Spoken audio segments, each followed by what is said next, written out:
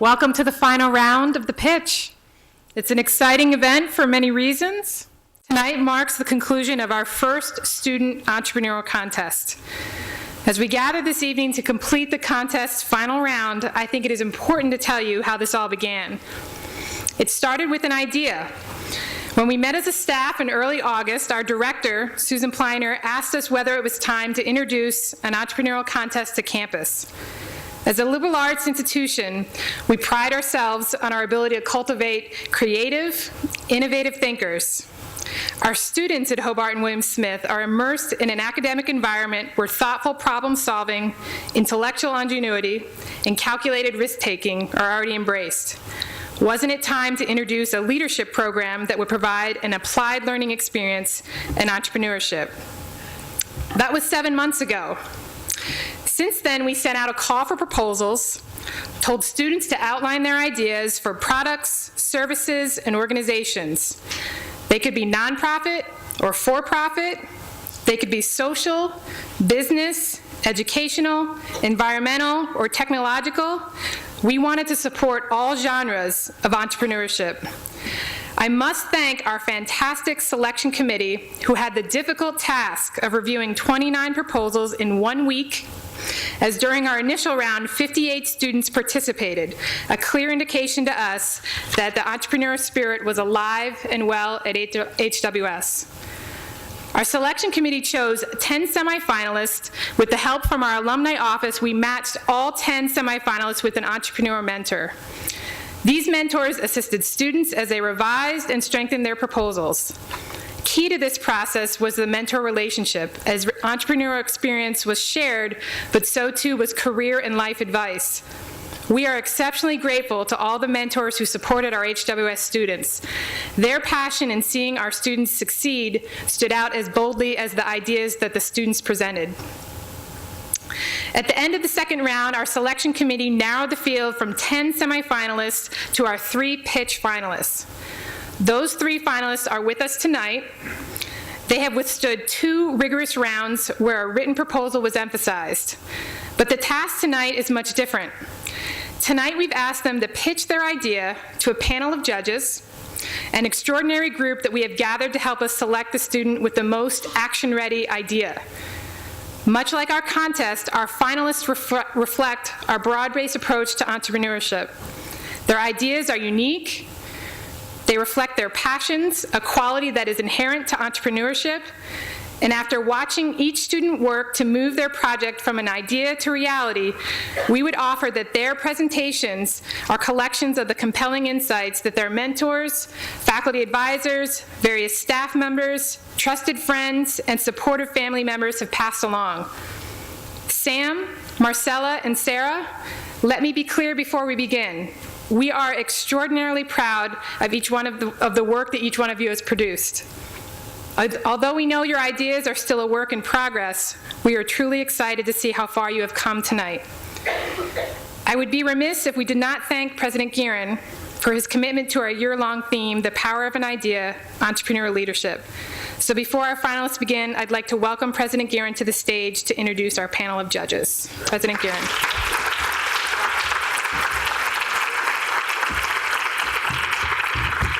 Thank you very much, Dr. Forbes, and good evening, everybody, and welcome. I kind of feel like Ryan Seacrest up here at the, but we're excited to. All right, I don't look like Ryan Seacrest. You were thinking of that. But we welcome so many students here that are cheering on your friends, members of our faculty and staff, and Geneva neighbors and family members that have come in to travel to support. Folks, this is a wonderful inaugural event, and a credit certainly to all the students that participated, from those initial group of students that Amy was mentioning, to the semifinalists, to 3 tonight. It brings credit to each one of you individually, and certainly collectively to Hobart and William Smith, and in an exciting way to birth this effort through the Centennial Center is just a great development. So I'm thrilled to be here to introduce the judges and to thank everyone who's been a part of it. Those initial students, the mentors that worked with them, our faculty and staff, and as this thing has brought through the funnel that Amy described. It's all been terrific. I love the concept of the power of an idea because it's a testament to what one person can do, what one idea can mean. I was thinking the context of this event tomorrow is March 1st. With leap year, it took me a while to realize this. But it's the 51st anniversary of the signing and the creation of the Peace Corps, which in many ways is also a great image of the power of an idea. A rather simple idea to send Americans around the world to some of the neediest places on the planet in peace and friendship. But in its execution, and in now these 51 years of history, a very deep and important and meaningful idea. So one person, one idea, in many ways, can quite literally change the world. And that is the theme that we've been talking about this year in many ways, and the brilliance of entrepreneurship that we see unfolding here today across different sectors and non-for-profit and for-profit ideas, blending the kind of interdisciplinary heritage that's an important part of our Hobart and William Smith education. For all the reasons that Dr. Forbes mentioned, it's a really exciting time. And so I think before I introduce the judges, I agree with Amy that Sam and Marcella and Sarah, we really should congratulate you and thank you right at the beginning for what you've done. This is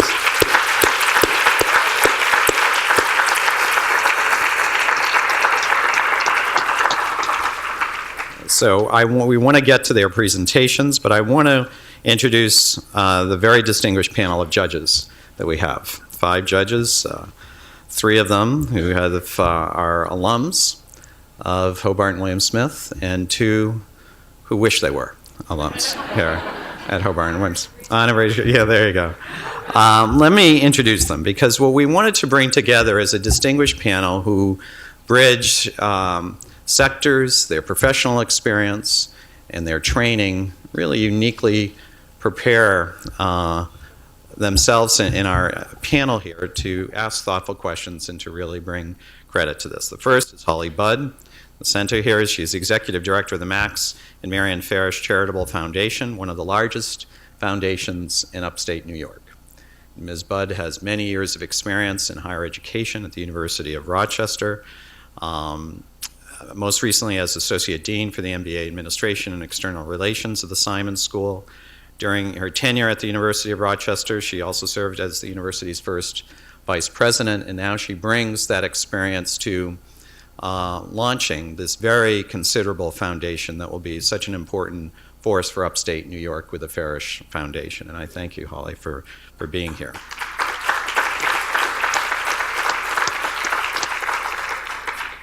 Mark Zupan is the Dean of the Simon School at the University of Rochester, and one of the most respected and rigorous business schools in the country. We have many of our graduates there, and perhaps some applicants here in the audience here, Dean Zupan, that can speak to. But Dean Zupan is also a professor of economics and public policy. He's responsible for the administrative and academic functions at the Simon School, and has really been a very significant leading force at the university to move the Simon School to the next level of excellence, which is such a pride point for the university, for the region, and for the country. So he is uniquely prepared for this. He has a BA in economics from Harvard University and a PhD from the Massachusetts Institute of Technology. Dean Zupan, welcome. Thank you.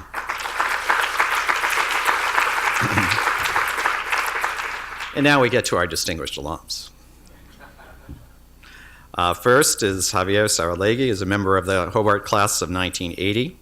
He's a new media entrepreneur and specialist. Most recently, he served as an advisor to Noro TV and as a partner in JagTag, a mobile marketing company. As a founder, president, and chief operating officer of Univision.com, in their online division, he helped the site grow and really become the largest Spanish language website in the United States. He was a student here and a graduate, as I said, and earned his BA in economics. Welcome back. It's great to have you here.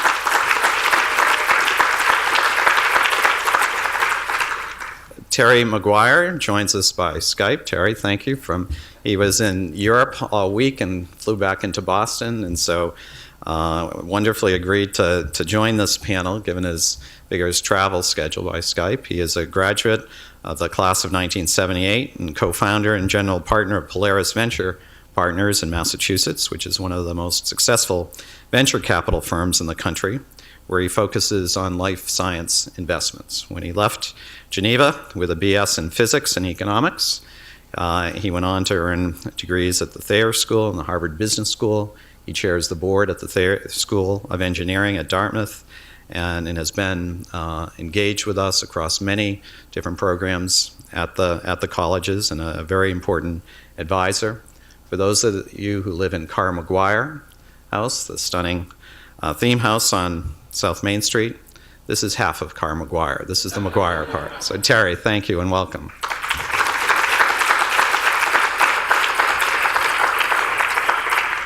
And finally, not in person as her plan was, and not via Skype, because Wendy Purifoy from the William Smith class of 1971 was flying up here from Washington, D.C., and is presently on the runway at Reagan National Airport, waiting to get here. So I doubt we will see her, and technology does not afford us to get through to U.S. Air to have her here, but so I'm deeply regretful, and Wendy has been back to campus many times. Many of you have had the good fortune to meet her. She's president of the Public Education Network, which is the nation's largest network of community-based public school reform organization. And they reach out to a significant number of students, 8 million economically disadvantaged children in 32 states and 5 foreign countries. Wendy was a graduate. She served on the board here. She's been very involved with us with some of our Geneva efforts and the Geneva Partnership. I very much regret she cannot be here, but should the fates allow in U.S. Air, she will be walking in the door. But I think we have our stunning panel of 4 panelists, which again, I thank collectively for being here. So, we want to start by taking advantage of our judges here in terms of kicking off a brief conversation about entrepreneurship because of their respective backgrounds that I've briefly given to you in the program here details. But to open up a conversation of, I think I'm going to go through the panel, what is entrepreneurship and why is it important today from your respective positions? And we can start, I think, in any order here. Dean Zupan, if you want to begin, that would be great. Thank you, Mark. We're delighted to be here at this inaugural event. There are certainly challenges you can point to nowadays, especially in our area with the news we've seen of Kodak in recent months. Remain fundamentally bullish. Thank you. Remain fundamentally bullish on our prospects, both locally and nationally, because you get a chance to work with young people, with alums, with pursuing their power, pursuing ideas, and what power that'll bring to themselves, their families, and society at large. Gallup polls tell us that 70% of today's high school students ultimately want to start their own venture. It's dramatic, the increase any school that started an entrepreneurship program or a business plans competition is similar to this one, the turnout, and it's tonight is a testament to that. 75% of our net worth as a country is human capital. We often think of capital as meaning bricks and mortar, or financial instruments, but the original Latin term comes from capitalis, and it's the ideas that come out of people's heads that are the wellspring of progress. And it's fitting to be here because we were the first Silicon Valley in the country, before there was a Silicon Valley, and part of our success as a community has been the entrepreneurs and the ideas that they've generated, whether it's on the business side or the social entrepreneurship side, the Frederick Douglasses or the Susan B. Anthonys that so influence society for the better. And never cease to be fascinated by the ideas that people come up with, just to mention a few, and how much still is left to be discovered. One of my favorite alums went to work for a large dairy product manufacturer, and for years this company would go to Detroit to try to convinced them to install a square cup holder because milk cartons came in squares, and they were losing market share to diet soft drinks that were packaged differently. And year after year, it was a trail of tears. They'd fly back, no success. And then they hired her, and she was the one that figured out, well, why don't we package milk in cylindrical containers? And until she came along, nobody had thought of that. And the word entrepreneur means to carry between, this idea that you take to a new setting that allows things to flourish. I don't know if some of you have the same fascination reading obituaries in the New York Times, how people made their money. And this guy a few months ago that passed away that became a billionaire on the glue and toilet paper. It has to be the right viscosity. It can't be too sticky, but it's got to be sticky enough. And he figured out how to pull this off, and it turned into we're all better off because of the viscosity he invented. And Gives the pitch all new meaning, doesn't yeah, it? that's right. Was just down in Florida for a board meeting and found out that Starbucks now is going to be moving towards selling wine. And you might have seen the article in the Wall Street Journal last week how White Castle, of all things, is now selling wine with their sliders. But they've finally figured out that they're a very community-based setting, and it might be a wonderful opportunity to bring people together apart from the coffee, similar to how McDonald's used to not serve breakfast, and now it's 35% of their revenue base. You can argue it has some deleterious consequences on our waistlines, but that invention's in the works. And then a favorite that came out of two students that just graduated, and every day feel like I'm living the Social Network movie. We were recruiting these two students, and they got into pretty much all the top MBA programs, but they liked the smaller size at Simon, and they realized we'd have a smaller network. And so they invented this software program that rides on social media sites.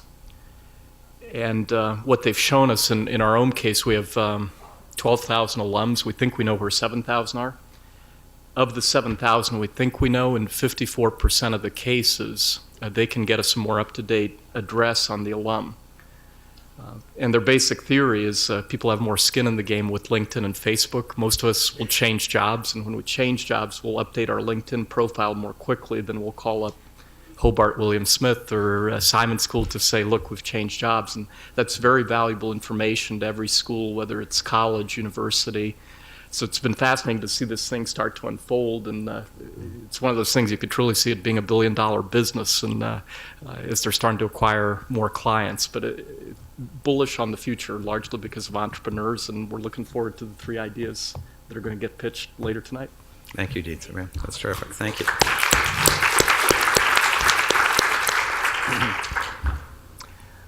Well, I'll just like to build on what Mark commented on, and the power of an idea, as President Guerin suggested earlier.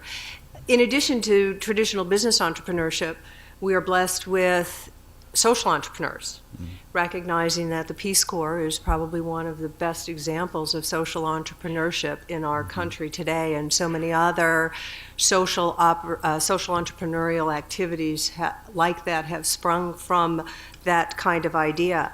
And Hobart William Smith alums, there are so many to name, and just sitting here in the Scanlon Center, recognizing the power of his entrepreneurial activities, which I'm presuming the majority of you are aware of, and the gifts that were given as a result of his entrepreneurial spirit that started, I believe, when he was here as a student. And the Rochester area, once again, going back to whether it's Frederick Douglass or Susan B. Anthony, this area is just rich with entrepreneurs, and the mere fact that the Rochester area continues to be growing on a exponential level with the changes that have taken place with Kodak and Bausch & Lomb and even Xerox to some degree. It's just the power of an idea and where it can go. And the Farish Foundation wouldn't be where it is if it weren't for Max Farish and his wife, Marion. Max was a real estate developer who was always ahead of the curve and always had great vision, and with his good fortune, has funded this organization, which now is has this wonderful legacy to give back, and social entrepreneurship is incredibly important to the Farish Foundation.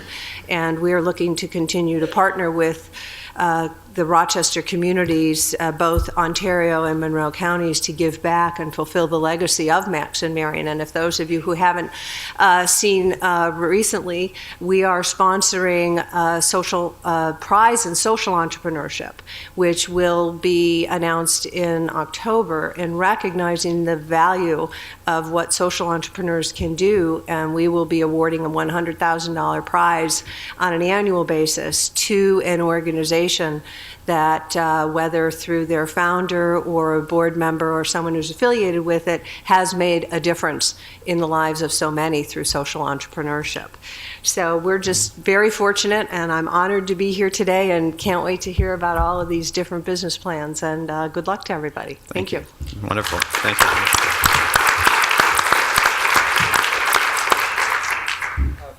For me, the You wanna- importance. Yeah. Okay. Here. Is that better? The importance of entrepreneurship, it's really twofold, kind of like on a macro level. It's an opportunity to change the world, right? It really is. I mean, depending, it could be a small idea, it could be a huge idea, but that's what changes the world. It's new ideas. And to be able to come up with a new idea and make that happen, and hopefully for the better, is, I think, the most fulfilling thing that you can do as it pertains to work. And then I think on a personal level, you're doing something you love. And that's, for a lot of people, that's rare, right? A lot of people come in, they check in, it's 9 o'clock, 5 o'clock, you're out, right? To get involved in something where you give it your all and you see it grow and it's part of you, no day's boring. Every day, people are like, God, you're working every day. It feels like it's Monday through Sunday. I'm like, it is, but you love it, right? It's your thing, it's your baby. And so that's really my biggest takeaway against the question, is that, you have this opportunity with entrepreneurship, and I think that's what's so important about entrepreneurship, is to continue this change. For me, it started in the mid-'80s with Spanish television, right, with a company that's called Univision, right? And back then, it was, the English-only thing was going on, and the Hispanic thing was frowned upon, and everybody was like, Spanish, like what, advertisers are going to advertise in Spanish? You got to be kidding me, right? And then slowly but surely we grew it, and this little idea of using Spanish language programming that's culturally relevant to Hispanics took off. And to me, I get a chuckle today when I turn on the broadcast channels that, like laughed at us and sneered and all that type of stuff, and I see Modern Family, right?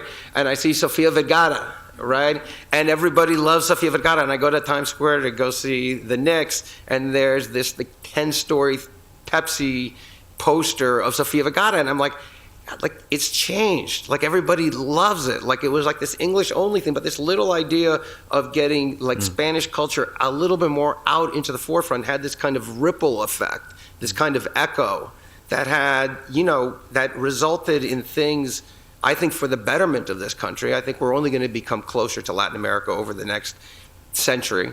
And everybody is becoming increasingly comfortable with Hispanics in this country. The fastest growing small, medium-sized business segment in the United States are Hispanic-owned businesses. So I think it all kind of came out of this small idea, one station in San Antonio, and it became a big thing. And I think that's kind of like the quasi-metaphor for, these ideas that right now you're like, hey, it's only especially for the students, it's my little idea, like, I'm not going to change. It's funny how those things work and how they can change.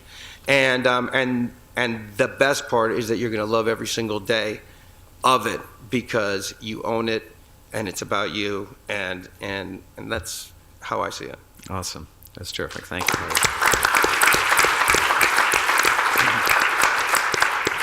Terry? Am I up? Okay. You are. Well, first of all, I'm delighted to be here. And one of the things that I think each of the speakers has noted is that entrepreneurs often take on a challenge. They solve a problem. The most immediate problem that I'm happy they solved is I couldn't be with you this evening unless the founders of Skype came up with a very clever tool. And so thank them for my more immediate problem. But as a venture capitalist for the last 25 years, I've been investing in people whose great passion is to change the world. As a life science investor, I have the great fortune of investing in people who are trying to save lives and when they're successful, change the quality of people's lives, potentially millions of people's lives, maybe tens of millions of people's lives. So what is so striking about entrepreneurship is that these people with great passion, the willingness to take risk, because there's no success is not certain for an entrepreneur, but with great passion take on these problems that need to be solved. Why is it important today? I would argue it's always been important. In fact, Mark, this past year when we were together with a bunch of international venture capitalists, you reminded us how important entrepreneurship was to the frontier at the time, which was Geneva, and how it continues to be important. So our world gets changed every day by entrepreneurs who have the great passion, the ability to take a risk, manage against that risk. By the way, the ability to face failure and move beyond failure, because most of the great entrepreneurs have failed at one time or another, learn from those lessons and move on. And I think that quality is something which we would all aspire to in some sense. By the way, not everyone is built to be an entrepreneur. In fact, if the world were filled with 100% entrepreneurs, I'm sure that would be difficult. But they're enormously important to our society, and they've changed the world, and they certainly changed my world. And it's a blessing to be around really successful entrepreneurs. Excellent. Thank you, Terry. That's great. Well, how fortunate are we to have such a dazzling group of judges. I commend to your reading this great program, which lists the finalists, those who've been a part of it, the selection committee, as well as the mentors. We thank all of them. Before I ask Dr. Forbes to come up to introduce the finalists, I would also ask the students who've been a part of the initial, anywhere along the process, who joined us 6 months ago in the initial 50-plus students to stand, and so that we can all acknowledge all of your participation here. All the students who've been engaged in this part, please stand here. Here, give them all a shout.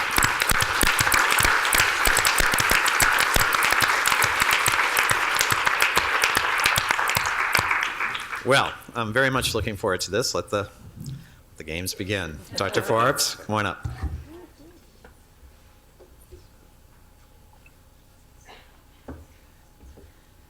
Okay, thank you, President Guerin. We're going to ask our judges now to put on their judging hats as we move into our finalist presentations. Our audience should know that the judges are looking for 4 criteria tonight: communication of idea, viability, thoughtfulness of strategy, and innovativeness. Each finalist will have 10 minutes of uninterrupted time to pitch their idea. After each presentation, our judges will take some time to ask the finalists questions.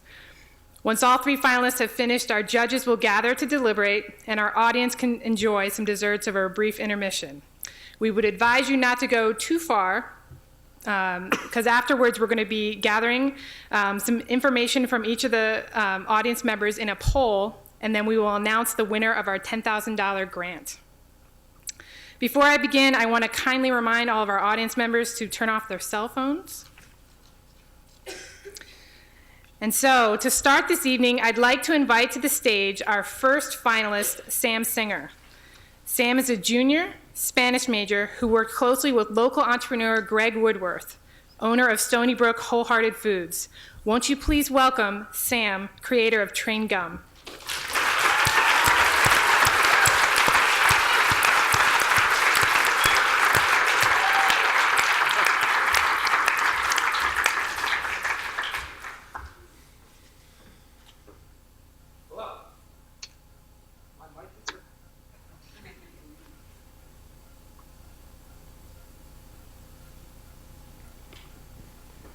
Hello. My name is Sam Singer, and welcome aboard Train Gum. Train offers an organic, all-natural, sustainable alternative to chewing gums currently available on the market. Train utilizes 4 ingredients: Chicle, the sap from a gum tree, sugar, water, and all-natural flavors. That's it. When I tell people I'm starting a gum company, they usually ask me a few questions. A gun company? No, gum, like chewing gum. Oh, well, that makes a little more sense. How did I come up with this idea? Like many great students, I was zoning out one day while attempting to do some homework. I had a pack of gum on my desk, so I decided to chew a piece. It sucked. What am I even chewing here, I thought to myself. And just like that, the idea hit me like a train wreck. I could do this better myself. I looked at the back of the pack to see exactly what was in the gum, and I couldn't even pronounce half of the ingredients. Something needed to change. I chewed on the idea some more and did some research on the internet.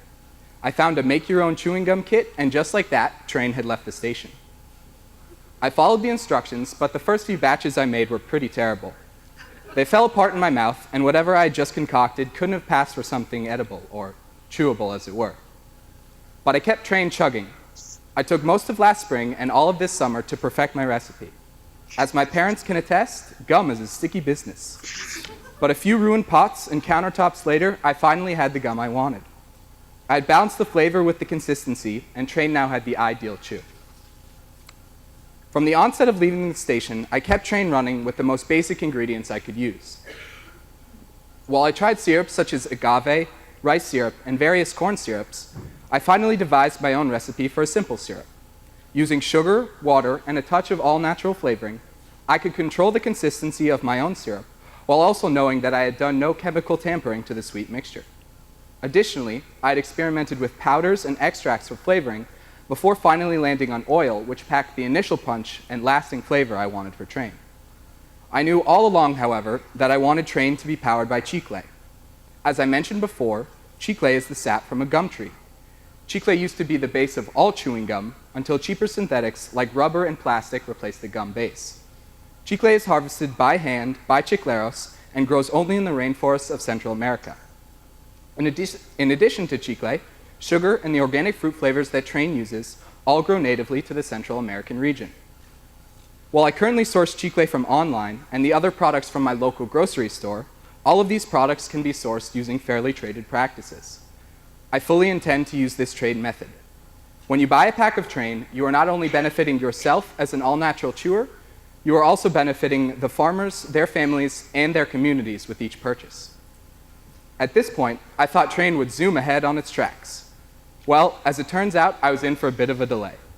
Innovation is 1% inspiration and 99% perspiration. Now that I had a product, I only had 98% of the way left to go. And while it wasn't exactly a derailing, a lot of obstacles still stood in my way. I needed packaging. Because train is all natural, the gum in and of itself is biodegradable and can and should be disposed of just like any other natural product. I wanted my packaging to be biodegradable as well. And just like with creating my recipe, I found my answers online. When I found what I was looking for, I contacted Greenbox New York. They specialize in biodegradable, recycled cardboard pizza boxes, but they also take on other projects. After a few emails back and forth, they were on board. Next, I needed a place to make my gum. For legal reasons, you cannot sell a food product that you make in your kitchen. Because I live in the hub of America, Boston, Massachusetts, I was able to find the exact place I was looking for only a few minutes from my house. Crop Circle Kitchen is designed for small business owners like myself to rent space and legally make their food products. Crop Circle is Boston's only shared-use kitchen and culinary business incubator. They have launched 31 new food businesses since August of 2009. Perfecto. I had my gum, a package to put it in, and a place to make it. Now I needed a place to sell it. Boston is known for its snobby intellectuals, its obnoxious sports fans, but more importantly for train, its organic food market. As we are all food consumers, I'm sure many of you have noticed the rapid increase in the organic market in the past few years. The organic food industry makes over $20 billion a year, and from 1997 to 2008, there has been a 71% increase in the organic food market. As tweeters would say, organic foods are a hashtag trending topic. As an organic food customer myself, I quickly located a couple stores where consumers would be likely to purchase train. Formaggio Kitchen and City Feed and Supply are two locally owned and operated organic food stores that I have contacted and also want to climb aboard. While I would eventually like train to have millions of chewers, I think it is important to identify who I believe will be train's initial passengers. These passengers will already shop organically, and they will be willing to pay a premium for better quality chewing gum.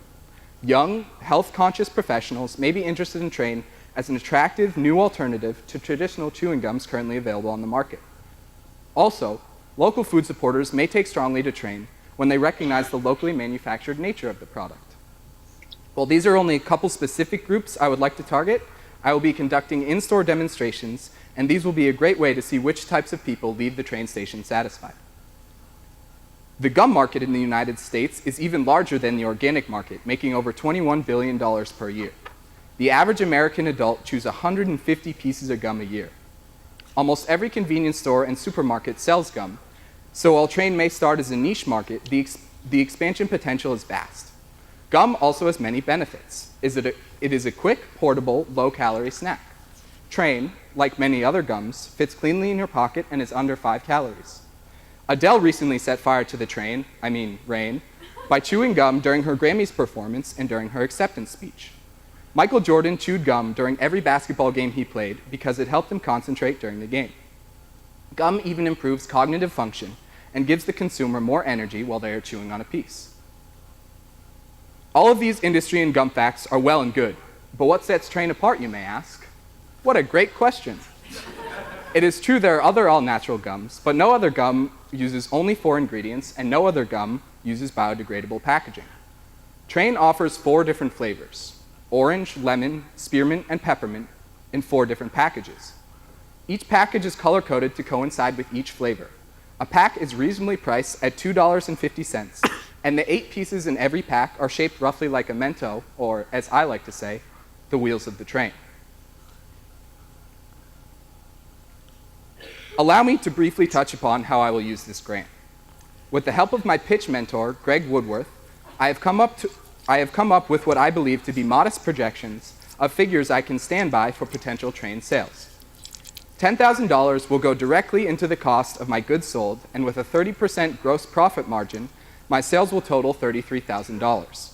However, there are many additional expenses that will be important for starting and running my business. When all of these figures are accounted for, I will come out of my first year with a net profit of $11,840. It is true that many startups lose money in their first few years, but I believe through hard work and frugality, I will be able to turn a modest profit and continue my success into Train's future.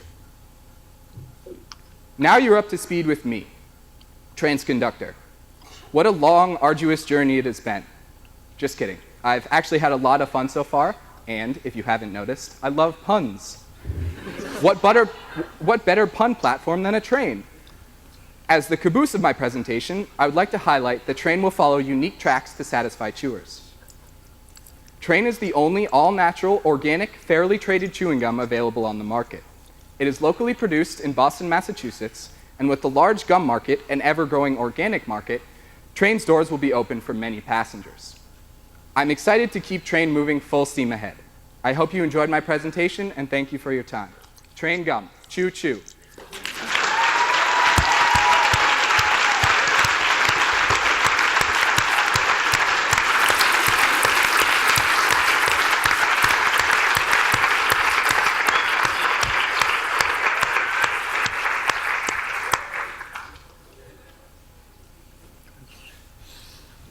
Tastes good.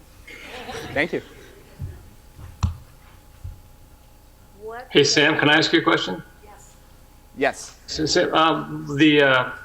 you clearly have a lot of passion for your product, and you spent a lot of time thinking about it and tasting it, and I'm sure you've had your friends and others taste it, and I think that's it was wonderful. In the gum business, in the candy business broadly, though, it's as much a point about distribution. How do you get into those stores? And you can pick a handful of stores that may find your product attractive, but a handful of stores do not make a business. Right. So have you thought about distribution? Because there are clearly huge giants like Wrigley out there who are just waiting to see another new idea come along so they can grab it and push it through their distribution system. How have you thought about that? Or are you simply going to launch and just hope you can get distribution along the way? So, like I said, I have 2 stores that are already on board. I would like to start in those 2 specifically. And then I will be conducting in-store demonstrations, like I said, to see which people are interested in Train, and then I hope to expand from there. How do you stop a competitor from doing the same thing? I think Train is pretty unique in that it's organic, all natural, and fairly traded. So There are two current competitors that are all natural gums. There's Glee Gum, which is based in Rhode Island, and Chicle Gum, which is based in Mexico. Chicle does not serve the US market at all. They sell primarily in the United Kingdom.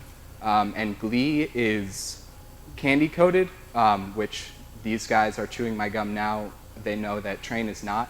And so being candy coated just means it's covered in extra layers of sugar and sweeteners. But you couldn't protect the intellectual property through a patent or... I have looked into a patent, but it takes upwards of 5 years to actually receive a patent. I am working on a trademark, and I am working on a DBA as well. Thank you. Two questions. One has to do with dental endorsement, recognizing that this is not sugar-free. Right. So how do you plan to overcome the fact that dentists are telling people not to chew gum with sugar? So I've experimented with many other sweeteners as well. Like I said, agave, corn syrup, and rice syrup. And if you chew 500 pieces of Train, it's probably not good for your teeth. But if you chew one at a time, then the sugar effects aren't very bad. And the other is the focus groups. Moms, kids, have you had some focus groups with that segment of the market? I've had focus groups with my own mom.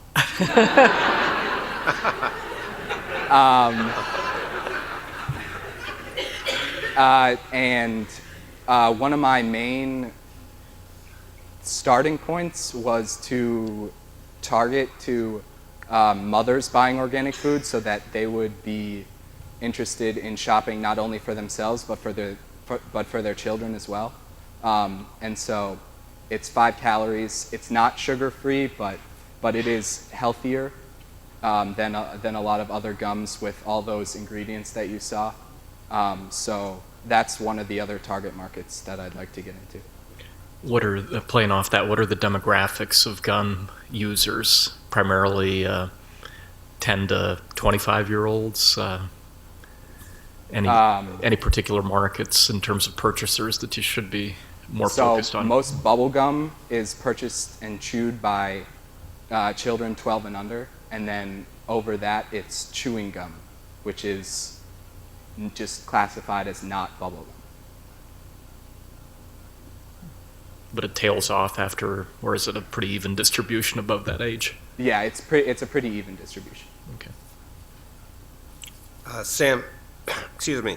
The question that I have is the brand name. So when I start thinking about kind of what you're selling, right? You're selling this organic product that's biodegradable, the fair practices, and then I juxtapose that against Train. Like for me, like Train is like soot, right? So it's like I'm looking forward to an explanation, but like the opposite of what the benefits of it are, right? So like I was thinking to myself, something like a gum called Pure. Like you'd say, wow, oh God, Pure. Everything else has got these goofy names, like, you know, more whitening, but like Pure would differentiate you, right? So one thing, so there's 2 questions. One is, why Train?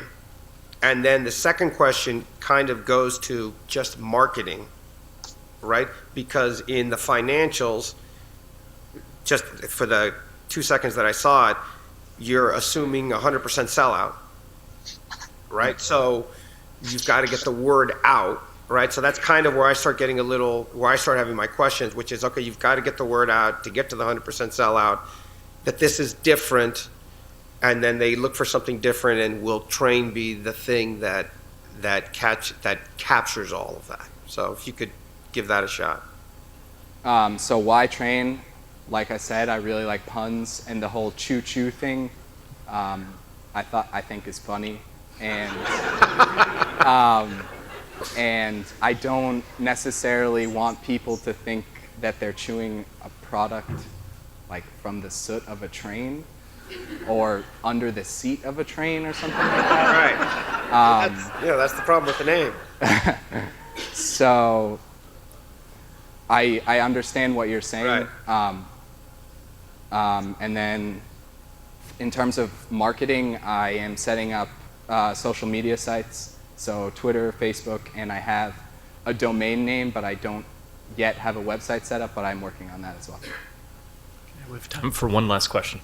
Well, I was going speaking of social networks, have you thought about online sales Yes. to reach that niche market? Because this is really a niche product.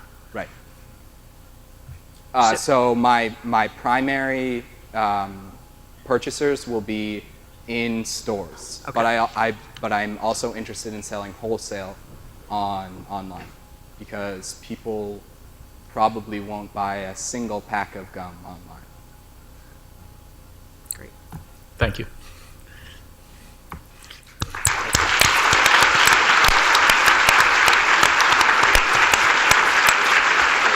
Thank you.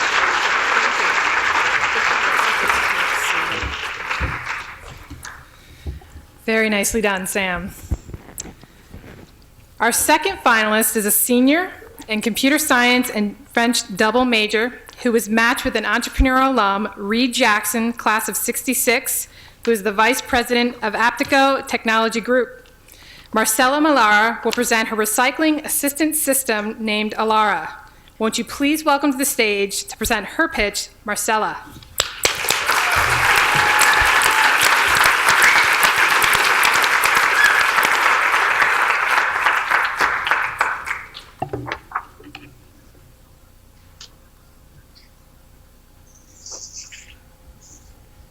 Perfect.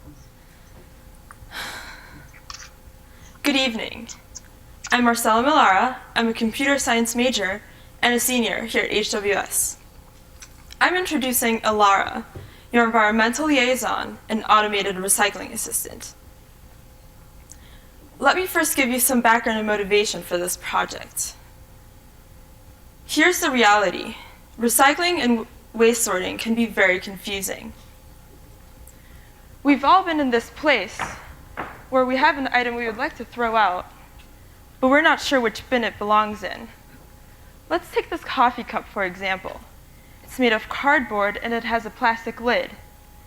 Does that make it recyclable? Because both of these materials are recyclable. Or maybe the cardboard is biodegradable, so it belongs in the compost. Or maybe it's neither, because it's been contaminated with coffee, and it belongs in the landfill. Either way, I'm confused, and I have a line of people standing behind me waiting to do the same thing. So I just toss it in the landfill.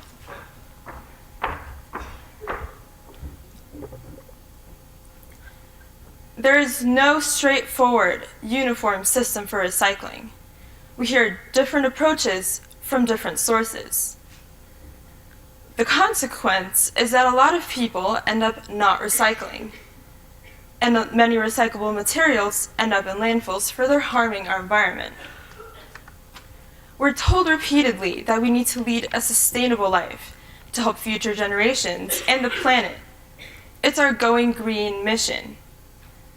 Many people are willing to increase their recycling rate, and institutions and businesses want to improve their image as green companies, but they don't know how to do this effectively. People want to give back to the community by recycling and sorting their waste, but unclear recycling procedures stand in the way. It is for this reason that I designed Alara. I first came across waste sorting while growing up in Germany, where I lived for 11 years. People sort their waste as a way of life. When I came back to the States, I realized that recycling and sorting waste is not a common practice. Even though we have made some progress in terms of recycling, we still find a culture where environmentally friendly habits are not central to people's lives. I'm committed to using my computer science skills and passion for the environment to help improve our current situation. This is the concept behind my design for Alara. This is my solution. It is comprised of two major elements. First, I've designed a networked kiosk to help users sort their waste correctly and recycle more. It has a user-friendly touchscreen and barcode scanner for quick and easy waste item identification. When users approach the kiosk, they log in and scan their item. The kiosk will then tell them which slot to insert their item into. The software will record each transaction. This is a graphic of the kiosk, and I'm currently developing a prototype. The second component is the engaging online community, where users can register, view their recycling progress, and share their stories with other Alara users. By having their own account, users will be able to track their personal recycling history. Here are the key features of Alara. Alara is a repeatable and scalable system because it will be hosted on a cloud server. The software running on the kiosk is easy and flexible because it can be easily customized to fit the needs of the hosting venue. But what is most appealing about Alara and what sets it apart from its competitors in the current market is the no reject policy. This means that non-recyclable items like landfill garbage and compostables are accepted and can be disposed of properly. And last but not least, Alara has a loyalty program that will keep the users hooked. Because of these key features, Alara clearly has the potential to become a sustainable business. I'm proposing the following business model. Alara needs affiliates, who are organizations interested in environmentally friendly practices. These businesses want to improve their image as green companies, instill green habits within their employees and customers, and gain prestige in the marketplace. These affiliates would pay a licensing fee for the use of the Alara kiosk and software. The other important constituents are strategic partners. Strategic partners are companies who support and engage in sustainable practices. These are companies which primarily sell green products to an environmentally conscious customer. Alara would sell advertising space on its website to these companies in exchange for their participation in the loyalty program. The loyalty program is called Alara Points. Users accumulate points through the frequent use of Alara and then get rewards, such as coupons, from strategic partners. The online community also serves as a platform for users to track their accumulated points. There are many benefits for users and business partners alike. Businesses benefit from an additional place for advertising and from better waste management at their venues. Alara is first and foremost an educational tool that provides a great learning experience for its users because it increases their awareness about the decisions they make when they're recycling. On top of that, users also get rewards for their good recycling practices. What's not to like about that? These incentives encourage people to engage more in recycling and increase the recycling rates in their community. Let me tell you where Alara is now. I have a working kiosk software prototype that is accessible online. I developed this program last summer. Currently, I have 3 major components under development. I'm working on finishing the user-friendly kiosk software, as well as the assembly of the hardware for the prototype and the Alara website. I'm the sole designer and programmer of Alara, with some help from my honors project advisor. The next steps in the progress of establishing Alara are crucial, and this is why I need the grant. My next steps will be to complete the prototype so I can release it for beta testing. I need to register the patent for my kiosk to secure my intellectual property. And with these 2 stages completed, I can find a launch partner to be my first affiliate.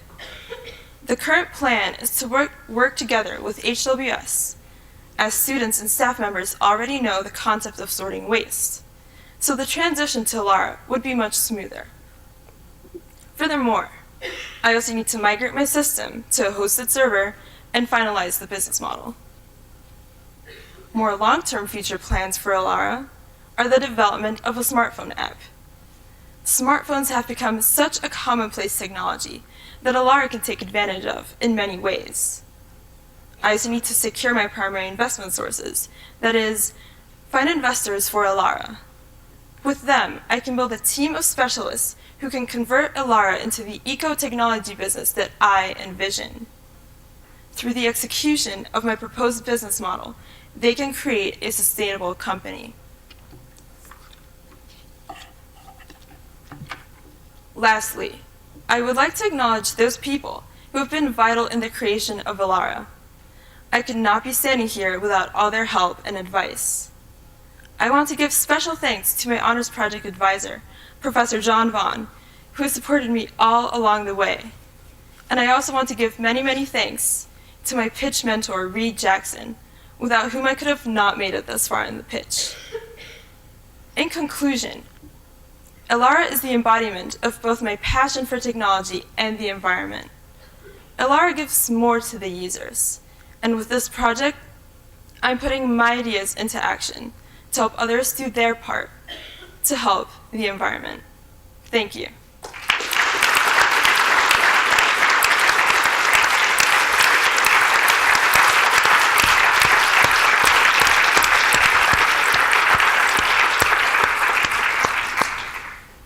Terry? Sure. Nice presentation, by the way. Thank you. One question I had, both in reading the business plan and also in your presentation, I wasn't quite clear why the retailer, how much does he or she spend for the product, and why do they, I understand the ecological case for it. I don't quite yet see the business case for it. Do I get a return on my investment because capital is scarce? How can I justify it from a return of capital perspective? Yeah, the idea is that the businesses that will purchase the kiosks, like you said, have this desire to become more green companies and gain prestige. But through purchasing this, they can also attract more customers who are interested in these practices. And that's another great incentive for those businesses to purchase Elara. And the purchase price is approximately a couple $1,000s? The prototype right now costs around $1,200. Yeah, the purchase price for the retailer. What would it cost them? I'm getting there. It's going to be around, if I was to give you a number, $3,000. Okay. Great presentation. Thank you. Other than partnering with businesses, what would the revenue stream be for this? The revenue stream for Elara comes primarily through the licensing fee, which is a yearly fee that these businesses would pay. That includes kiosk maintenance and a one-time purchase fee. And then what's the partnership with the local waste management for removal, and how does that work? That's something that I would probably negotiate with the affiliates. That could either be done through them, since affiliates could be places like malls or schools which already have waste management done. So it could maybe just go through that, or we could negotiate something else. Where are you going to place the first kiosk, or the first few companies or locations? The first kiosk I am thinking of placing here on campus. I need to beta test first before I can go out there and actually sell this to someone. So, but yeah, I'm hoping to start here on campus. Have you thought about the thing about the businesses, which I think is interesting, and I could see businesses liking the brand rub of being ecologically together, so to speak. Right. But it would seem like it would take a lot. That's a lot of salespeople, right? It would take. Yeah. That's a lot of doors. In a weird way, it's the opportunity because it's so many, but there's been on the internet, I mean, there's companies like Foursquare and Groupon and those guys that, it's taking it takes a lot of manpower. And so what I was wondering was whether you had considered, instead of going retail, going to municipalities and speaking to municipalities about setting up these kiosks as part of their waste disposal. I had actually not considered that, but it's a very good point. I was only focusing on businesses, but I think the reason why I was focusing only on businesses is because it's a lot more localized than in a municipality, like you say. Now, would the companies have to install new barcodes on the products, or can this ride on the existing? They can just write on the existing. I created a database that can store all of these barcodes, all of these existing barcodes, and the kiosk will just get them from the database. Okay. And a platform for barcodes to get into the database, users can do that. Go on the website, just enter it, and it will go in. And yeah, out of curiosity, what percentage of the stuff that goes into recycling right now has a barcode? Will you capture 95% of it, and what happens with the 5% that... Right. At the beginning, I'm planning on focusing on beverage containers, which are the most common item that I've identified people recycle and throw out and use.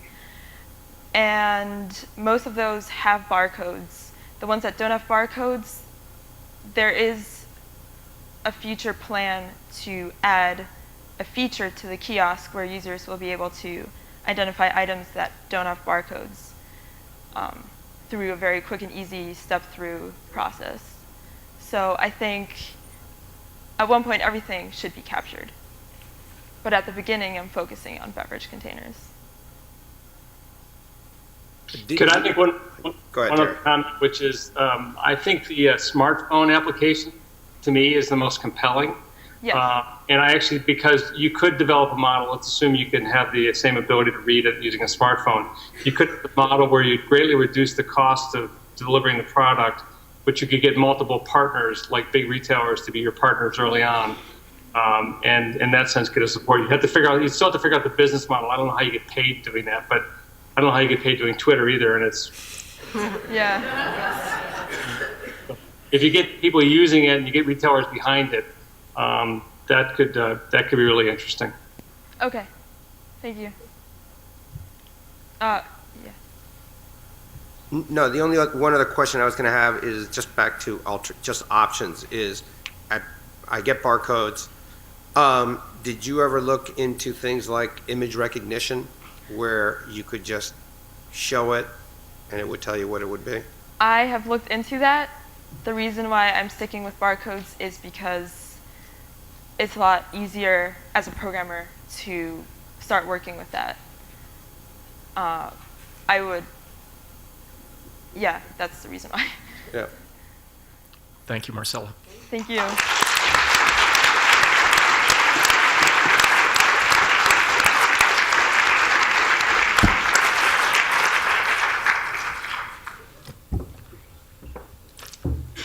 Okay, great job, Marcella.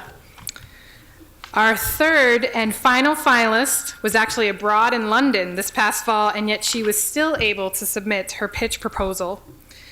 With exceptional guidance provided by her mentor, William Smith alumna and nonprofit advocate Dr. Deborah Pilla, class of '76, Sarah Robleski has developed the One Bead Project. Won't you please welcome to the stage, Sarah.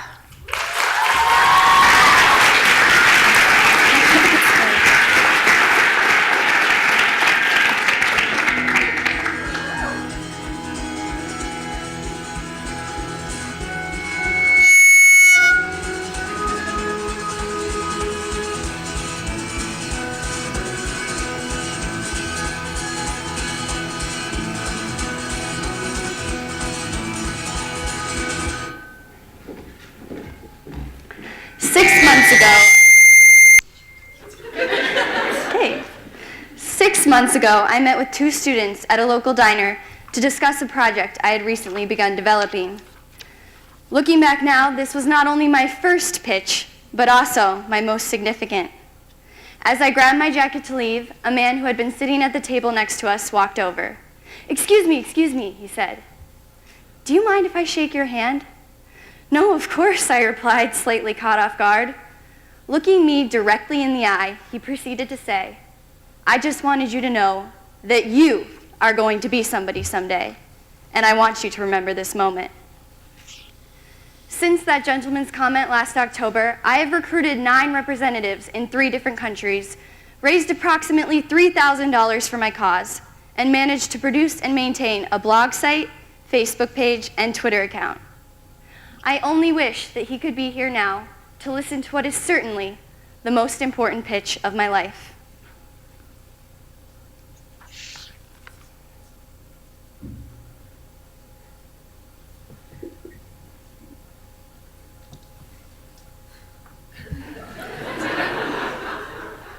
What you are holding now in your hands has generated, in only 4 weeks, net revenue large enough to install electricity and a permanent water supply at a small school in Kenya. This is incredible. However, I am here today because I no longer want to help just that one school, but schools all over East Africa.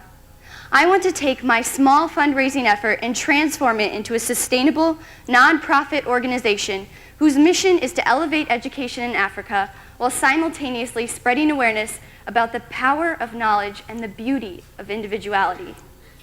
Now let me tell you how this all came to be. Last summer, I had the incredible opportunity to go to Africa with my friend Becca and work at a recycled glassblowing studio in Nairobi, Kenya, owned by Ansem Kroos. While there, one of our jobs was to come up with a fundraiser to help support a local school. Ansem had previously bought the students books, but these were soon stolen due to a lack of security. After this, he sat down with the principal and figured out exactly what it was that the school needed. The answer involved the production of expensive yet necessary projects, such as building a fence, restrooms, installing electricity, and a permanent water supply. He gathered price estimates and soon realized he could not afford to take these projects on alone. That's where we came in. Ansem dropped us off, and we spent 2 days working with and learning about the children at the Olo Sirkon Government Primary School. Aside from a brief pep talk, we were essentially unprepared for what we would be doing or seeing. As we stepped out of the vehicle, the first thing I remember seeing was nothing. No paper, no pens, no pencils. The second, and perhaps more unexpected thing I saw, were the faces of tons of happy, smiling children jumping up and down and running in and out of classrooms. My previous conceptions had not prepared me for this contradiction, this concept that one could have so little and yet have so much. Instead, media representations had ingrained in me this idea of destitution as being something devastating and unbearable. I am not saying that it is neither of those things, only that my experience at the Olo Sirkon School shed a much different light on my concept of true happiness. To take pictures and interact properly with the children, I put up a subconscious wall that separated my emotions from what I was doing. It was not until much later, when the day had ended, that I finally let it all in. This moment was undoubtedly the most important part of my journey. Now I had been given the opportunity to help others in a way that was essentially tailored to my own interests, and I needed to run with it. From this experience evolved one bead. The following morning, I pitched my idea to Becca, Ansem, and his wife Zarina. I wanted to make a bracelet. When describing his glassblowing process to us, Ansem has said that his work is made entirely from recycled materials, but it is also not designed to incorporate perfect shapes and angles. Instead, each piece is very unique in the sense that it is personal and handmade. This idea of having something so personal, yet simple enough for mass production, seemed to me the perfect way to grab people's attention. We decided to make a glass bead. One half would be thick and one thin to symbolize the idea of having a lot versus having a little. In the center, connecting the 2 halves, would be an O for the name of the school that we are supporting. The O would also represent a circle of unity, the idea that there is something that binds us all together globally, regardless of our different economic backgrounds. The bead would hang on a piece of leather like a small glass charm. Yes, we hope to eventually expand our market to include other pieces of jewelry and merchandise, but we also recognize the power of starting with a simple idea. Right now, I receive shipments of 200 beads every other week from Africa. The cost of producing, shipping, and leather for a single bead is $2. The price of a bracelet is $12, roughly the US equivalent of 2 lunches, 1 trip to the movies, a few coffees. In other words, a number that our target audience, college students, can relate to. At this price, our beads are selling out. My bracelets are even back ordered. Right now, I owe 25 bracelets to Adrian College, Villanova University, and the men's lacrosse teams at both Rutgers and the University of North Carolina. Upon receiving the beads, I then ship them along with leather to my representatives, who then voluntarily put together bracelets and sell them at their respective schools. Their profits are mailed back to me in the form of a check and placed in a financial account created for one bead. In just 4 weeks of test markets, one bead has generated net revenue of $2,816.61, as illustrated in page 2 of your handout. One surprising source of volunteers is fraternities and sororities. Philanthropy is a cornerstone of the Greek system, and its members are required to perform a certain number of charity hours each year. If some of these hours are put towards one bead, not only does this eliminate costs on my end, but it also generates a substantial amount of awareness about my cause. Additionally, my representatives have started producing personalized bands for their respective schools. This maintains an important sense of individuality while encouraging healthy competition. In 1 year, I want one bead to expand to include representatives at 50 different schools across the country. My goal is to sell 1,000 beads by the end of this year. I would also like to make bracelets available online. To do this, I will need to outsource a portion of my production to warehouses that could then take care of packaging and distribution associated with these online orders. The majority of the grant will be used to cover important one-time costs, such as legal, liability insurance, and trademarking fees. However, a portion of the grant will also be used to cover specific variable costs that will increase proportionately to one bead's expansion. An itemized budget breakdown and pro forma revenue and cost analysis are available on the first page of your handout. I have had 9 months of experience with trial and error on everything from marketing to production, and it is because of this experience that I can confidently stand up here today and look you in the eye and tell you that this really works. Equally important to the physical impact one bead hopes to make in Africa is the emotional impact we want to have by spreading awareness. Not only is my product unique and attractive to wear, but it also provides people with the opportunity to make a difference in the world. When I put together my promotional video from the footage I captured in Kenya, I compiled shot after shot of sincere laughter and happiness. This is their reality. The desire to learn and the passion for life are already there. We are simply providing these children and educators with the tools they need to succeed. Here we all are, gathered in this room to celebrate the power of an idea. And yet, without education, would this even be possible? Knowledge is power economically, politically, and socially. If we have the ability to give this gift of education to people, then what is holding us back? The most important thing I am doing right now is establishing One Bead as an official nonprofit organization and ultimately creating the One Bead Education Foundation, which will allow me to control exactly where my profits are going and how they will be used. If received, the grant money will be used to make this leap from a fundraising effort to a viable and sustainable nonprofit organization, one that could ultimately provide job opportunities for men and women in Kenya and provide more incentives for children to go to school and learn. It is these kinds of opportunities that will allow a population to flourish economically. In the near future, One Bead hopes to start producing different colored beads that symbolize different schools in Kenya. This will not only help to expand our organization, but will also target customers who have already acknowledged their support for our cause.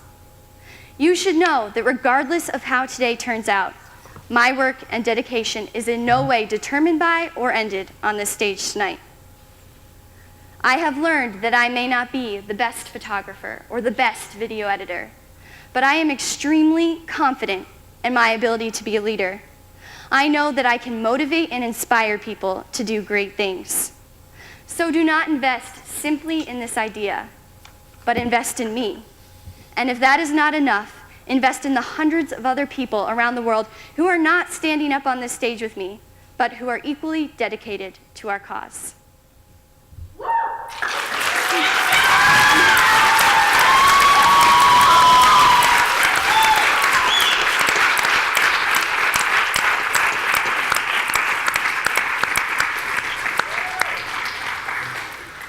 Terry, you want to lead us off? Sure. One, again, great job. All three of you guys have done a really nice job, and you clearly make a very compelling human case of who you're going to help. I guess I'm still struggling a little bit with, is this a moment in time event? Do you do it for the next year? Do you get a lot of traffic? Do you get people essentially buying your beads? Mm-hmm. And then what's next? Or is it simply played out? So that's one question. And a corollary to that question is oftentimes with new business concepts or new ideas, you look for someone else who's done something similar but not exactly the same as yours, as sort of looking for another pioneer, another frontiersman who sort of has proven a way that they can be successful and viable. Is there such another example that you would point to sort of say, boy, what I'd love this to be is just like that over there? So yes. The long-term viability, and who else has done it? With regards to your first question, as I said before, we hope to start producing different colored beads.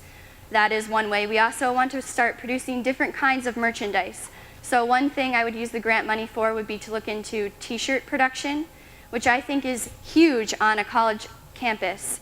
As I said, my target audience is college students, and I am aware of how important that is. I do feel that other people will buy my bead, but this is what I want to aim at, especially with those specific groups such as sororities and fraternities and other groups on campuses. So I am planning on one bead expanding with no limits. The goal is education, and we hope as we expand to reach out to other organizations who deal with education and use these to come up with new ideas, constantly pushing the market, constantly thinking of ways to attract college students' attention. As for organizations that I might model my business off of, I really am a fan of the Invisible Children Project. I like their artistic quality of their company, and this is something that I want to remain very prominent in my own organization. And how long have, and forgive me, which I don't know that organization as well, how long have they been around, and why do you think that's a sustainable model? They have been around for some time. I do not know the exact years, but I know that they started as 2 students who were in Africa, and they saw something happening and they wanted to make a change. And these 2 students now have representatives who go to different schools and speak. They have different events that they host. Their organization is towards child soldiers, so it's a little bit different than mine, but they really want to hold true to this artistic quality, and they're constantly asking for video footage and artistic work, and that's something I would like to model my business after. Great, thank you. Yes. There are, recognizing that the college community is a wonderful model here, but how about going to other markets and using other distribution channels similar to a One World Goods or something like that? And the other question I had is, can you teach the villagers to make these? Yes. So that that provides an income for them in addition to the market that you'll be bringing revenue back to the schools, because you talked about bringing it to different villages, and so that provides a microeconomic type program for the villages. As far as other markets, I wanted to be realistic because I'm just starting out and I'm in college. And of course, I want to expand definitely to other markets. And I definitely see my organization doing this. However, right now, I feel that college campuses are the best place for this. As far as job opportunities in Kenya, yes, I have considered this. I have also considered, in addition to having people produce the bead and produce bands in Kenya, I've thought about having some sort of buy-in for the school. I know that the specific school that I'm working with already has a committee, and I want to create a buy-in so that I know that they will upkeep these things that we provide for them. That's very important to me. So for example, electricity has a monthly cost as well as that one-time fixed cost. So with this monthly cost, and obviously they can't pay me for this, but I would like to set up some sort of job that someone could help with maintenance and upkeep for the materials that we provided, and set up more learning opportunities for the children, some sort of free lunch system, things like that. Thank you. How are you incenting your sales staff at these different other schools? Pardon? How are you motivating them? How am I motivating them? Right. Well, right now I have people knocking on my door to be representatives, so that's really motivating, I guess, for me. As far as motivating them, I am featuring them on my blog site currently and giving them their own bio space, pictures, whatever they want. That's a huge part of my organization, is I am willing to put anything up on my blog site that applies to what my organization is doing. And I feel that people should have a personal connection with my organization, and that they should feel this when they go onto my blog site. So in that sense, I'm also looking into obviously more rewards. Right now it is a volunteer service. I hope that in the way future I'm able to pay my representatives or people that are working for me, but right now it is entirely volunteer. My question, I have two. One is, I'd just like to know a little bit more about the marketing. I mean, you're talking Yes. about your blog site. It's going to take more, you have to get people to your blog site to read your blog. Right, so that's a challenge of sorts. And I'd like to know more about just in general, how you intend to market it. And then the second question is upsell, and the fact that you've got now somebody that's paid you $12, how do you intend to get back to those folks with future opportunities to show their charity? For marketing, right now, in addition to the blog site, Facebook page, and Twitter account, I am also visiting schools, and I have spoken at one school already, and that was hugely successful. I believe that my story is really important, and telling it to people or having my representatives share my story is huge. It makes a huge difference, and I was amazed at the outcome when I spoke. I was completely taken aback by how much support I got for my cause and how many people went out of their way to ask me how they could help. In terms of upsales, in addition to making more beads, so it'll become a collectible item. You can collect beads for the different schools that you support. In addition to this, one of the things I just started with a sorority in Ohio was creating some sort of competition between different groups on campus, and their competition is to design a personal band for the bracelet. And then I choose my favorite bracelet band, and I feature this on my blog site. So it's almost generating this competition, but at the same time, it's raising money. So it's not just about the $12 that goes to the school. It's a two-way street. It comes back to the students that are here as well. When you mentioned the time that you went to the school and Yes. there was a tremendous, outpouring of support, how do you when you say that, was that like a physical thing, or was that visits to your website, likes on Facebook, followers on Twitter? Was it all the above? It was all of the how's that? above. And is that the way that you measure success, I guess is my question, from a marketing perspective, like on how it's being perceived, above and beyond sales?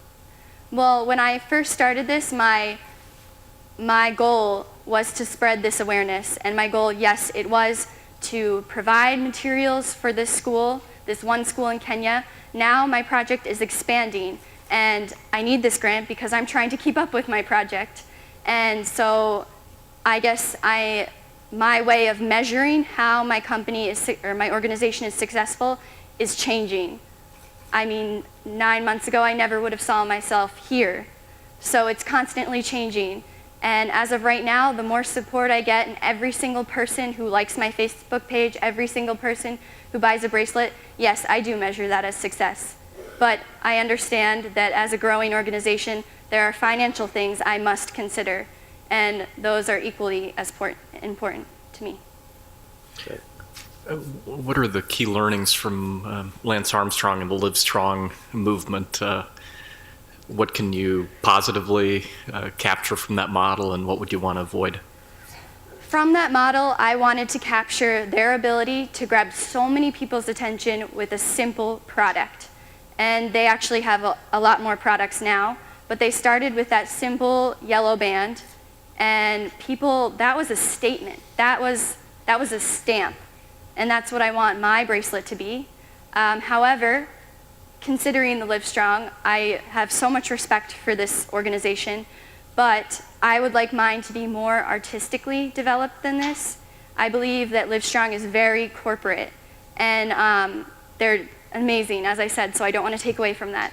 But it is very important to me that personal connection that my consumers can have with the product, the personal that personal connection they can have with my blog site, and I am willing to go the extra step to make sure that this happens. Thank you. Thank you.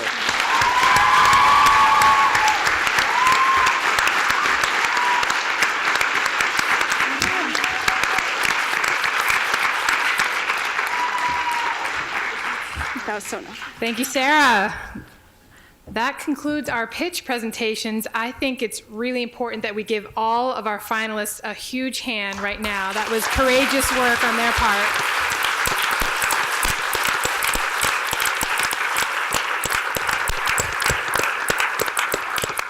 Okay, at this time, we're going to excuse our judges so that you can take on the important task of determining our contest winner. Please follow Susan to the Creedon room now. And for everyone else, we'll pick up Terry on the phone in the Creedon room. Don't worry, Terry. For everyone else, before we move to our dessert reception, we're going to ask for your help. As emerging entrepreneurs, our finalists are eager to gather data from tonight's attendees. We asked each finalist to submit a question that would provide important information as they move forward with their ventures. I'm going to ask you now to pull out those cell phones that I asked you to put away early on.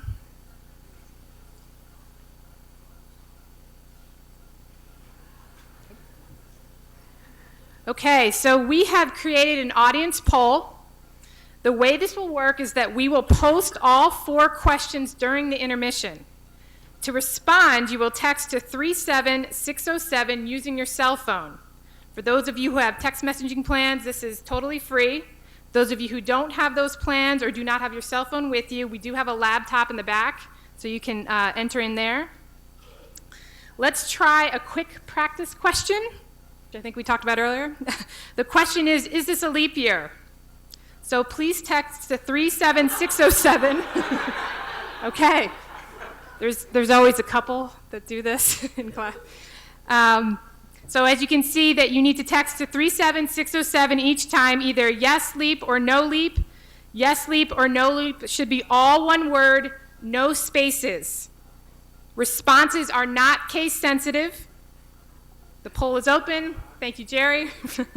Okay, I think we have it. So each of our finalist questions are all posted on this slide. One moment. So you will be texting to 37607 each time and provide the appropriate yes or no response.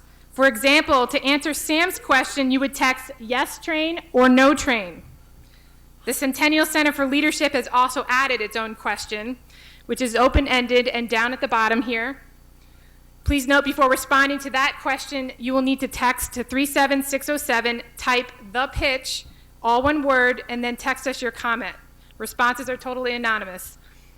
So we will leave the polls open now and rotate the questions throughout the intermission. So we invite you to enter your responses now, and as we break, those of you who want to start right now, you can do so, but we invite you to enjoy the dessert reception that has been put outside. We're going to be reconvening in 15 minutes, and we'll have the winner of our $10,000 grant. And Jerry and I are going to show you the results of our poll during intermission.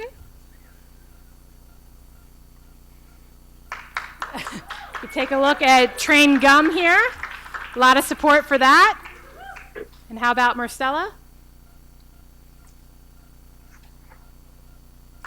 Nicely done. And last, let's take a look at Sarah.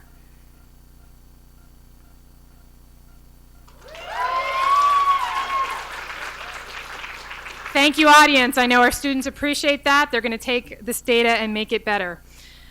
Okay, so we are going to invite the director of the Centennial Center for Leadership, the idea generator of the pitch, Susan Pliner, to come up on stage for our announcement. Susan?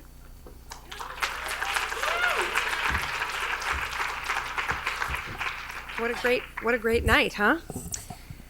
So good evening, and it's my pleasure to be here with you all.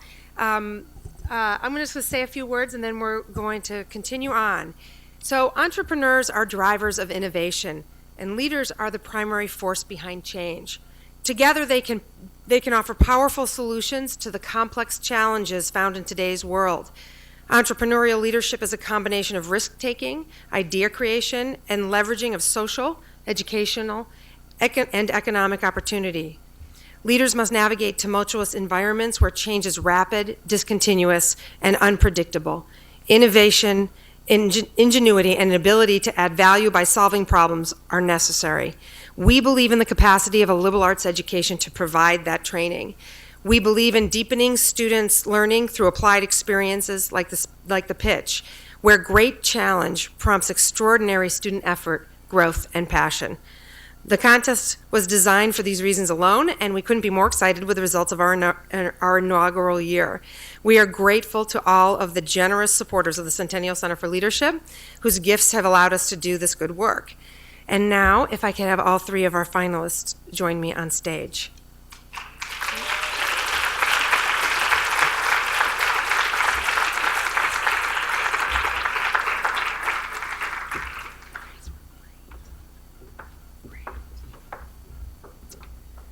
Sam, Marcella, and Sarah, in recognition of your participation in the final round of the pitch, the Centennial Center for Leadership would like to give each of you a certificate. In addition to recognizing your wonderful work over the course of the last few months, we would like to support your continued development towards entrepreneurship.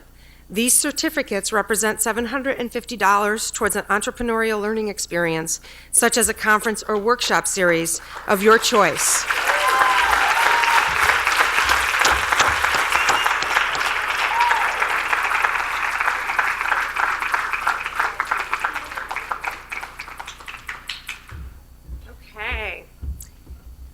Okay, so congratulations on your work to date, and our hope is that the contest has only enhanced your desire to pursue your ideas further.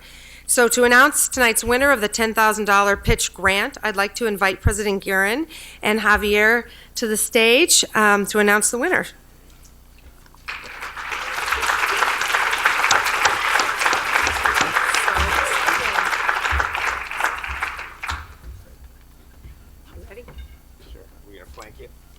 You're going to announce the winner. Oh, really? Yep. You're gonna give the three thoughts that you wanted to share, and then you're going to announce the winner. Okay, 1 second. Yes.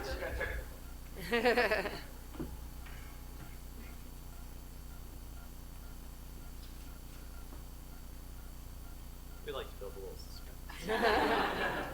So how are you doing? I've got it. Okay. Well, when we were in the back, we started to discuss, basically ways that we think all of these proposals could be even better. And it starts with, or we thought that one of the things is getting the absolute best advisors that you can on your project. It could be from the school, it could be from the town, but it could be from corporate America. And I think we all think that you'd be amazed at how many people would be willing to help a young person who's got an idea and wants to get some footing.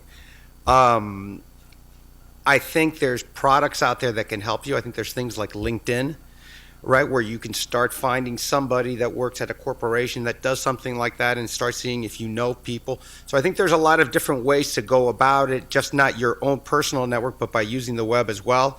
But really focus on getting the absolute best advisor for your particular product If it's a consumer packaged good, get somebody who's an expert in consumer packaged goods. If it's somebody in media, try to find somebody in media, but really do your absolute best.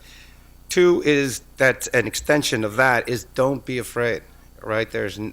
You'll never make it an entrepreneur, trust me, if you're afraid.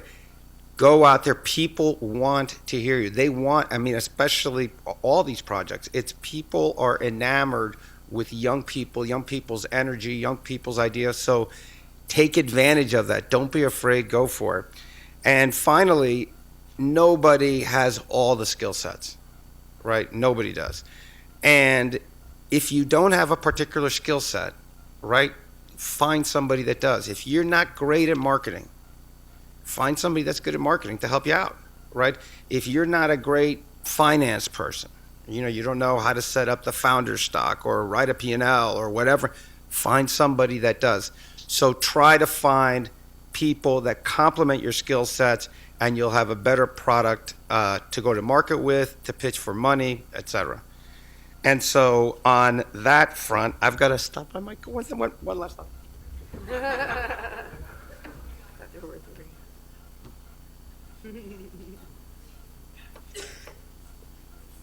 It's a big check. So the winner, and the reason I'm going back and forth is because I never thought I could pronounce a name more difficult than Javier Saralegui, right? That's it's been a rough one my entire life, right? But the winner is Sarah Rabluski.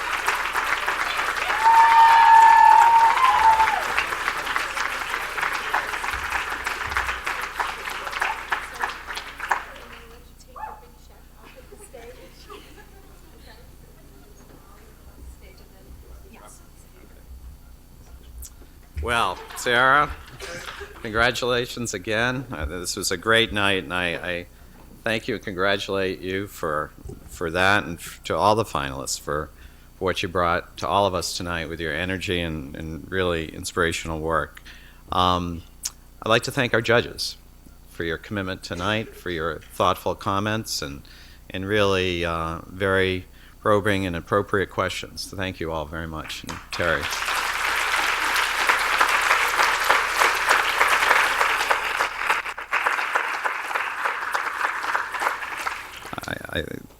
The Centennial Center for Leadership, Susan and Jerry and Amy, thank you. This was a dazzling night and certainly an inaugural effort that's, I think we'll all be back here next year. What do you think? I think we need to, so congratulations.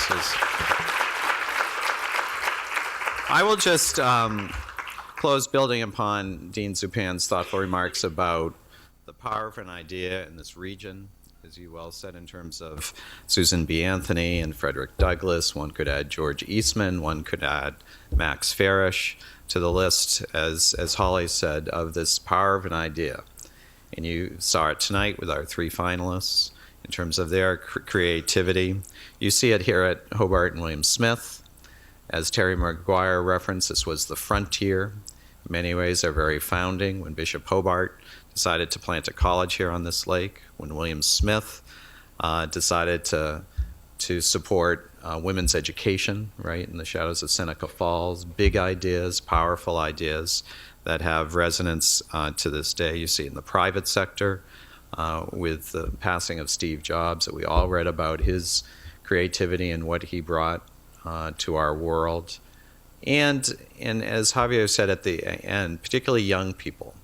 And I'm struck particularly for social entrepreneurs when you look at all of the major significant service organizations. Teach for America was a senior thesis idea of Wendy Kopp. City Year was an idea of two law students, Alan Casey and Michael Brown. worked out during their law students. They are today significant efforts. They were social entrepreneurs. The youth and the impact and the ideas and the energy that Javier referenced really illustrate this.